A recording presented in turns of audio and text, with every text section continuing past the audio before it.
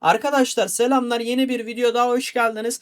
Bu videomuzda ne yapacağız? Bu videomuzda Fırın Savaşı'nda nasıl doğru saldırı, nasıl doğru savunma yapılır canlı bir şekilde videoya çektim. Fakat şöyle bir sıkıntı var. Videoda maalesef ses kayboldu. Nereye gitti ben de bilmiyorum. Bundan dolayı sesi sonradan ekleyeceğim arkadaşlar. Bu şekilde olması bana kalırsa daha iyi. Çünkü saldırı yaparken ya da savaşırken ben pek fazla hani taktiklere, stratejilere anlatmaya odaklanamıyorum. Direkt saldırıya odaklanıyorum. Şimdi dostlar bu videomuzda yani onu da söyleyeyim, hani videonun sesini sonradan ekledim. Şu anda ben de videoyu izliyorum sizlerle birlikte. Nerede hatalar yapıldı, nerede savunmada, saldırıda veya ben ne yaptım, bunların hepsini şimdi size göstereceğim arkadaşlar. Burada ben saldırı ekibindeyim. Şimdi saldırıya gitmeyi bekliyorum. Klasik. Bu arada çok kalabalık bir savaş ve hani boş bir savaş değil, yani boş bir savaşta göstermiyoruz. Birinci ittifakla üçüncü ittifakın savaşını gösteriyorum dostlar. Burada karşıya ışınlandım. Klasik saldırıya gidiyorsanız arkadaşlar ilk başta şey yapmanız lazım. Direkt hızlı bir şekilde karşı tarafa ışınlanacaksınız. Sonrasında bir süre bekledim. Roket atılmayınca kendim roketi attım ve hızlı bir şekilde en yakın alana ışınlandım. Çünkü kullandığım hesap ittifakın güçlü hesaplarındandı dostlar. Şimdi buradan sonrası çok önemli. Buradan ne yapmaya başlıyorum dostlar? Şimdi birinci ittifakı gördüğünüz gibi ileriye doğru attım. Bunu yapmamın sebebi ittifak fırınına, rakibin ittifak fırınına en hızlı şekilde yol açmak, saldırı yapmak.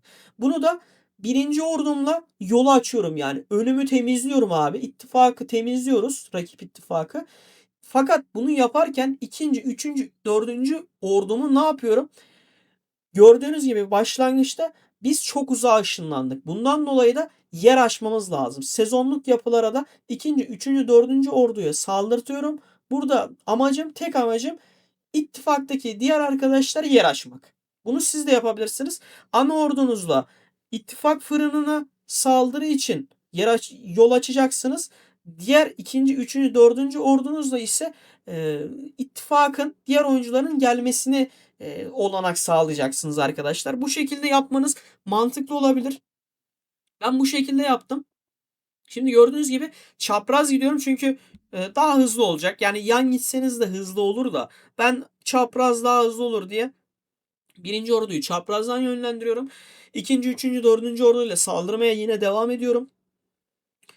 Burada bakıyorum hani rakip ittifak bizim merkeze ulaşabildi mi ulaşamadı mı diye. Adamlar henüz ulaşamadı.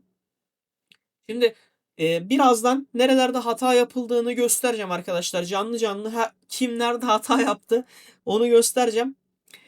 Bayağı hatalar oldu. Hatta hatadan dolayı neredeyse yani çok aşırı derecede fark atmamız var. Arkadaşlar selamlar. Videoyu çok kısa bölüyorum. Size Telegram grubunun en önemli avantajından bahsedeceğim. Biliyorsunuz oyundaki paket fiyatları bir tık pahalı arkadaşlar. Biz de buna çözüm olarak grubumuza bir satıcı ekledik ve oyundaki paket fiyatlarını çok daha ucuza alabiliyoruz arkadaşlar. Şu şekilde 4500 TL'lik paket 3800 TL, 2300 TL'lik paket 1900 TL, 900 TL'lik paket 750 TL gibi.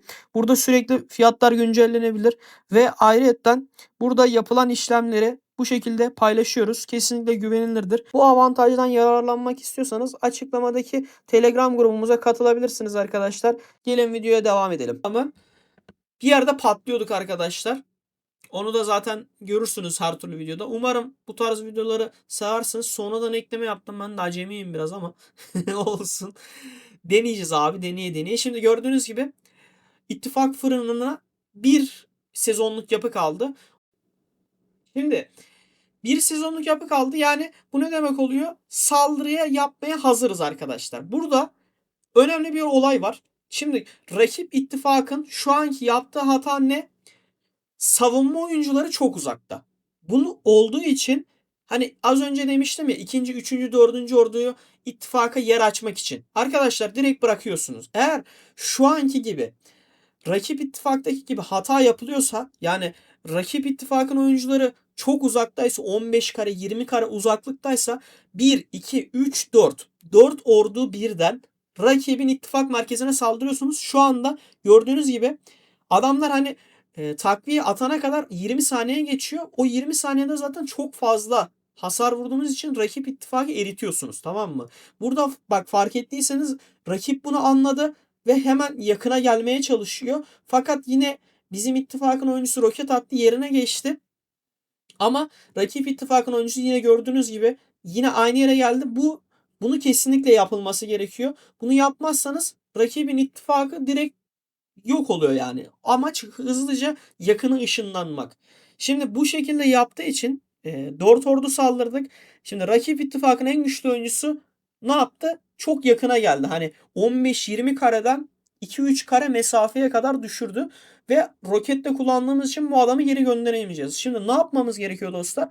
4 ordu saldırmak yerine tekrar ana orduyu ittifak fırınına yöneltiyoruz.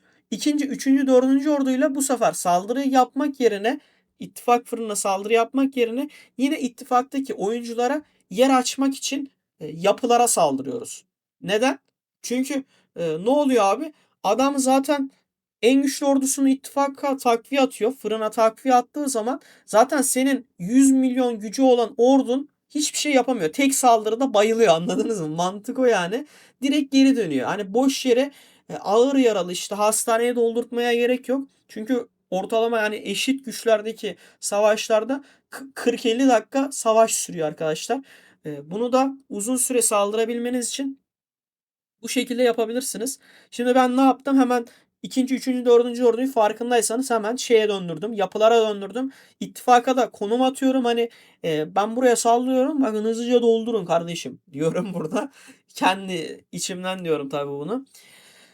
Fakat bak mesela sürekli gözüm orada ve birinci orduya dikkat etmeniz gerekiyor arkadaşlar. Burada bunu yaparken en önemli olay birinci ordu. Birinci ordunuzu her zaman bakacaksınız. Eğer geri dönüyorsa direkt saldırıya. Hiç bekletmeyeceksin yani kalende. Birinci ordu ittifak fırınına sürekli saldıracak. Çünkü sizin en güçlü ordunuz birinci ordu. Yani onu sürekli kullanmanız gerekiyor dostlar. Mantık o yani. Saldırıda bu şekilde ilerleyebilirsiniz. Savunmayı da göstereceğim. Bizim ittifak üzerinde göstereceğim. Çok büyük hata yapıldı dediğim. Şimdi dostlar bu bölümü biraz yavaşlattım. Rakip ittifakın en güçlü oyuncusu hani fırına bir kare boşluk bırakarak, iki kare boşluk bırakarak geldi. Fakat bizim savunmada gördüğünüz gibi hani ittifakımızın fırınının yanında kale dörtler, ikiler falan var. Fakat bizim ittifakın en güçlü oyuncusu 1 milyar güçte ama göründüğü gibi arada 10 kare, 15 kare mesafe var ve bu da ne demek oluyor?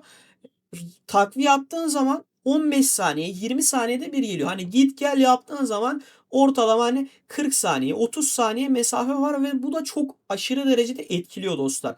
Bu en büyük hatadır. Bunun yapılmaması gerekiyor savunmada. Yani savunmadaki oyuncu her zaman neredeyse dip dibe olacak abi. Maksimum hani 3-5 kare olacak arada. 5 kare bile yine çok fazla. Hani dip dibe olması lazım da maksimumu budur arkadaşlar. Sonrasında burada ne yapıyorum? Burada dibine girdim. Klasik biz dibine girdik. Fakat gördüğünüz gibi bak mesela rakip ittifakın en güçlü oyuncusu ne yapıyor abi? Sürekli hani dibinde. Yani mesela bir kare bile boşluk yok. Ve burada hani biz kazanıyoruz. Gördüğünüz gibi sıfır ama adamlar da farkı 400 bine kadar 400 bin cana kadar düşürüyor. Bunun sebebi ne? Bunun sebebi bizim savunmada çok büyük açık vermemiz. Yine birinci olmuş bizim en güçlü oyuncumuz. Fakat dediğim gibi neredeyse hani 1 milyon candan 400 bin cana kadar düşürebildi. Üstüne üstelik ne? Şurayı söyleyecektim. 85 online'a 74 online. Rakip 11 online daha az savaşmasına rağmen arada 600 bin cana kadar farkı düşürdüler dostlar. Bu şekilde savunmayı düzgün yapamazsanız dediğim gibi canlı bir şekilde gördünüz. Her şeyi gösterdim. Umarım bu tarz videoları seversiniz arkadaşlar. Yine öğretici bir video oldu. Fakat hani sonradan eklendiğim seslenmeyi umarım düzgün anlatabilmişimdir. Videoyu beğendiyseniz like atmayı, abone olmayı, hype puanı patlatmayı unutmayın. Hepinizi seviyorum. Hoşçakalın. Bay bay.